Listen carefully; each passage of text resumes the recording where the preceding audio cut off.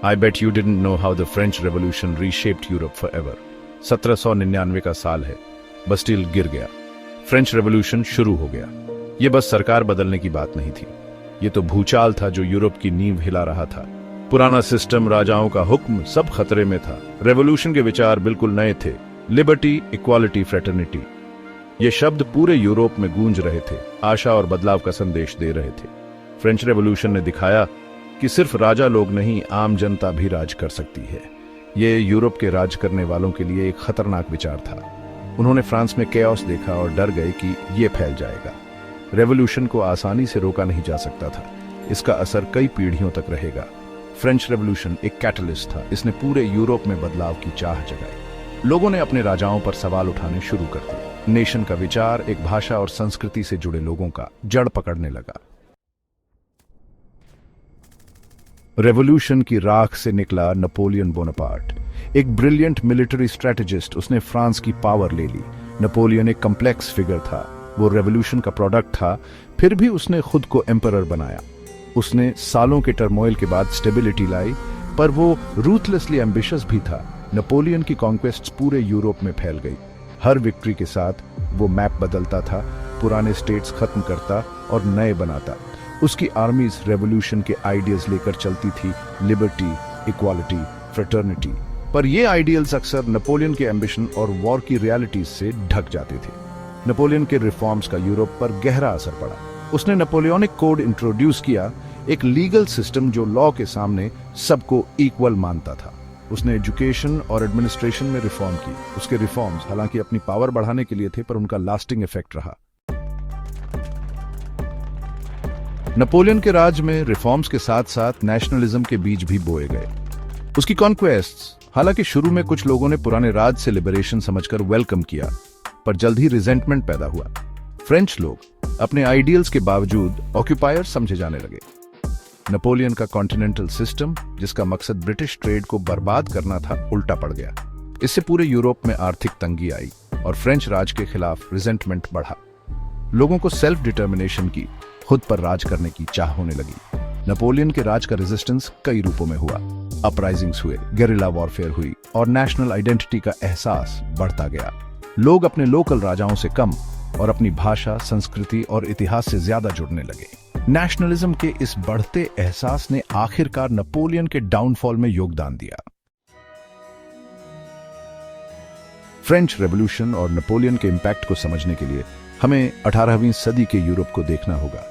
ये एम्पायर्स और किंगडम्स का कॉन्टिनेंट था, बदलती बॉर्डर्स वाले टेरिटोरीज का पैचवर्क। नेशन स्टेट का कंसेप्ट एक सिंगल यूनिफाइड पीपल को रिप्रेजेंट करने वाले स्टेट का अभी नया ही था।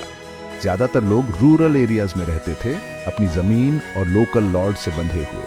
उनकी दुनिया छोटी थी, उनकी पहचान उनके गांव और रीजन से जुड़ी थी। एक बड़े नेशन से बिलोंग करने का आइडिया अक्सर फॉरेन लगता था। However, change was afoot. Industrial revolution Europe को बदलने लगा था। ये अर्बनाइजेशन लाया, लोग काम की तलाश में सिटीज में जाने लगे। अलग अलग रीजन्स के लोगों के इस मिलने से शेयर्ड आइडेंटिटी का एहसास बढ़ा। मिडिल क्लास बढ़ती इंडस्ट्रियल इकोनॉमी के कारण वेल्थ और इन्फ्लुएंस गेन कर रहा था। नेशनलिज्म के राइज में उनका की रोल होगा। एक्ट ऑफ यूनियन 1707 एक सिग्निफिकेंट इवेंट था, जिसने इंग्लैंड और स्कॉटलैंड को एक सिंगल यूनिफाइड किंगडम में मर्ज कर दिया। इस यूनियन ने ग्रेट ब्रिटेन को जन्म दिया और एक नए पॉलिटिकल एंटिटी की शुरुआत की। इस एक्ट ने दोनों देशों के पार्लियामेंट्स को डिसॉल्व कर एक सिंगल पार्लियामेंट बनाया। इकोनॉमिक बेनिफिट्स भी थे, जैसे कि फ्री ट्रेड और यूनिफाइड मार्केट्स, जिसने दोनों नेशंस को प्रॉस्पर करने में मदद की। कल्चरल इंटीग्रेशन भी बढ़ी और एक शेयर्ड ब्रिटिश आइडेंटिटी का विकास हुआ। एक्ट ऑफ यूनियन 1707 ने ब्रिटिश हिस्ट्री में एक महत्वपूर्ण चैप्टर लिखा, जो आने वाले सेंचुरीज में भी महसूस किया जाएगा। Section 5. The Congress Dances, Reaction and Restoration. After Napoleon. The year is 1815. Napoleon has been defeated at Waterloo. Europe, weary from years of conflict, sought stability. The Congress of Vienna commenced, aiming to restore order and prevent future revolutions. The victors, Britain, Austria, Prussia, and Russia, sought to turn back time and reinstate the old order. The Congress of Vienna redrew the map of Europe, restored old boundaries, and reinstated deposed monarchs. Their goal was to create a balance of power, ensuring no single nation could become too dominant. However, their efforts to suppress the forces unleashed by the French Revolution ultimately failed. While the Congress of Vienna restored the old order on paper, it couldn't erase the ideas that had taken root. The spirit of nationalism and the desire for self-determination continued to simmer beneath the surface. The stage was set for further upheaval. Section 6, A Year of Revolutions 1830 and the Shifting Sands of Power. 1830 का साल European history में एक और turning point था।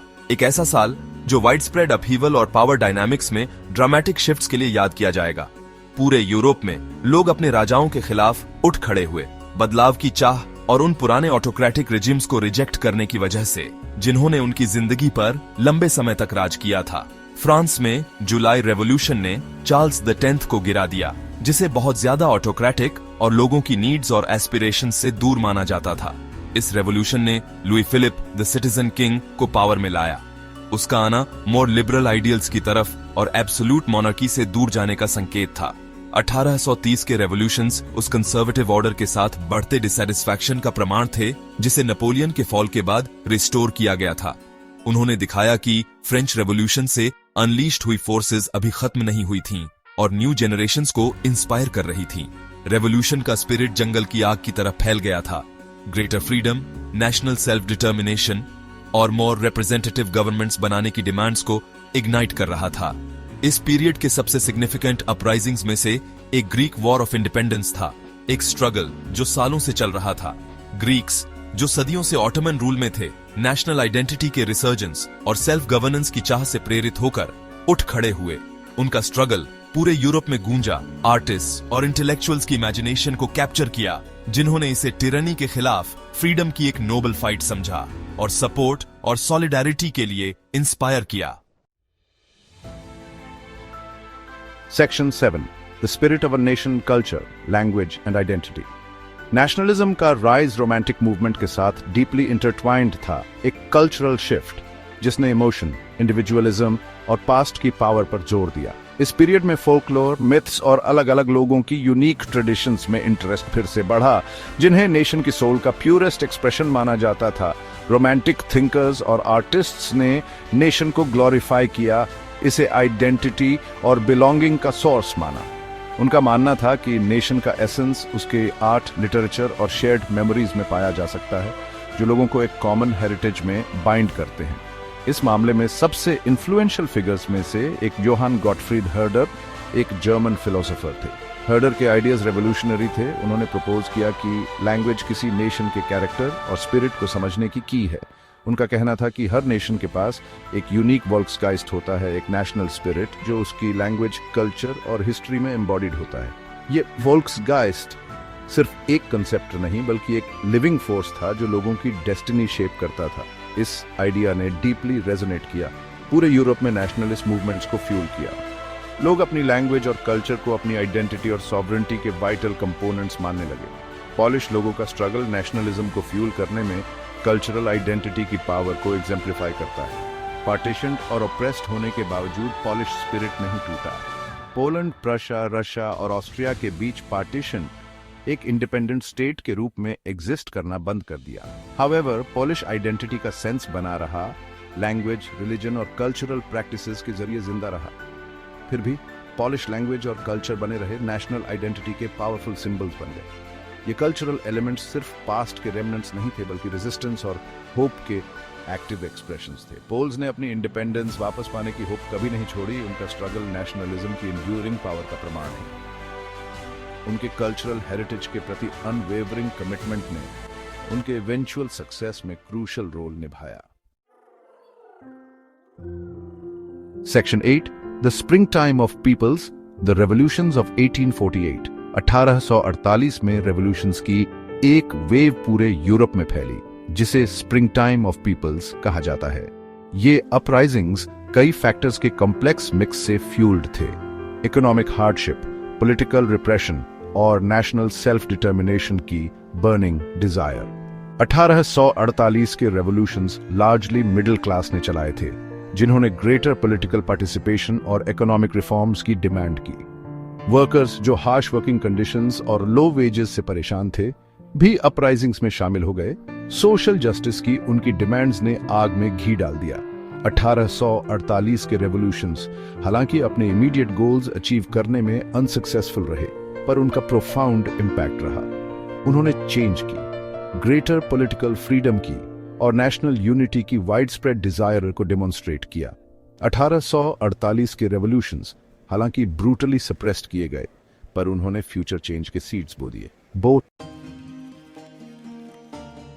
Section 9 From Unification to Empire, the Rise of New Powers। 19वीं सदी के letter half में इटली और जर्मनी का यूनिफिकेशन हुआ। ऐसे इवेंट्स जिन्होंने यूरोप के मैप को ड्रामेटिकली रीशेप किया और कॉन्टिनेंट पर पावर के बैलेंस को ऑल्टर कर दिया। ये यूनिफिकेशंस, नेशनलिज्म और रियल पॉलिटिक के पोटेंट मिक्स से ड्रिवन यूरोपियन स्टेज पर न्यू पावर्स के इमर्जेंस को मार्क करते हैं। नेशनलिस्ट फर्वर और स्ट्रेटेजिक डिप्लोमेसी ने इन ट्रांसफॉर्मेटिव प्रोसेसेस में क्रूशल रोल्स निभाए। जर्मनी में यूनिफिकेशन प्रशा की लीडरशिप में अचीव हुआ, जो एक राइजिंग मिलिट्री पावर था। प्रशा की डिसिप्लिन्ड और फॉर्मिडेबल आर्मी का इस यूनिफिकेशन में इंस्ट्रूमेंटल रोल था। ऑटो वॉन बिस्मार्क, प्रशा के कनिंग प्राइम मिनिस्टर, ने स्किलफुली इवेंट्स मैनिपुलेट किए, वॉर्स की एक सीरीज यूज करके जर्मन स्टेट्स को प्रशियन लीडरशिप में यूनाइट किया। डिप्लोमेसी और मिलिट्री स्ट्रैटेजी के उसके अडेप्ट यूज ने उसे द आयरन चांसलर निकनेम दिया। जर्मन एम्पायर 1871 में प्रोक्लेम्ड यूरोपियन अफेयर्स में पिवटल रोल निभाएगा। इस न्यू एम्पायर ने क्विकली खुद को पॉलिटिक्स और इंडस्ट्री दोनों में डोमिनेंट फोर्स एस्टैब्लिश कर लिया। इटली और जर्मनी का यूनिफिकेशन यूरोपियन हिस्ट्री में एक टर्निंग पॉइंट था। ये न्यूली यूनिफाइड नेशंस अपना इन्फ्लुएंस असर्ट करने लगे और एस्टैब्लिश्ड पावर्स से कम्पीट करने लगे। नेशनलिज्म, जो कभी लिबरेशन की फोर्स थी, अब इंक्रीजिंगली स्टेट्स द्वारा अपनी पावर कंसोलिडेट करने के लिए को-ऑप्टेड की जा रही थी। गवर्नमेंट्स ने नेशनलिस्ट सेंटिमेंट यूज करके अपनी पॉपुलेशंस में यूनिटी और लॉयल्टी फॉस्टर की। इन न्यू यूनिफाइड नेशंस के इमर्जेंस ने यूरोप में जियोपॉलिटिकल शिफ्ट्स को ट्रिगर किया। Pre world war event tensions बढ़ने लगी और मिलिट्री बिल्डअप ने कॉन्टिनेंट को एक नए कॉन्फ्लिक्ट की ओर पुश किया। The rise of these new powers set the stage for the dramatic events of the 20th century.